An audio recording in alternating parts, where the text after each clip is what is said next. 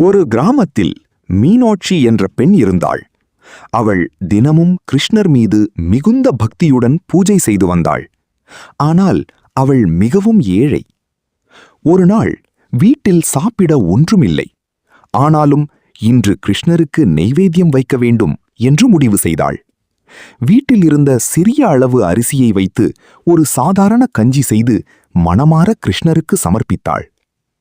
அதே நேரத்தில் ஒரு பசிப்பட்ட சிறுவன் அவள் வீட்டின் முன் வந்து, "அக்கா, சாப்பாடு கிடைக்குமா?" என்று கேட்டான். உடனே மீனாட்சி தயங்காமல் கிருஷ்ணருக்காக வைத்த கஞ்சியையே அந்த குழந்தைக்கு கொடுத்தாள்.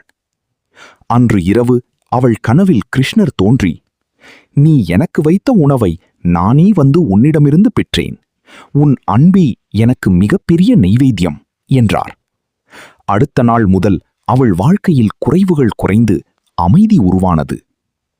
கதை நெறி: உண்மையான பக்தி என்பது இறைவனை மட்டுமல்ல, உயிருள்ள மனிதர்களையும் நேசிப்பதில் இருக்கிறது. சரி, மீண்டும் சந்திப்போம்.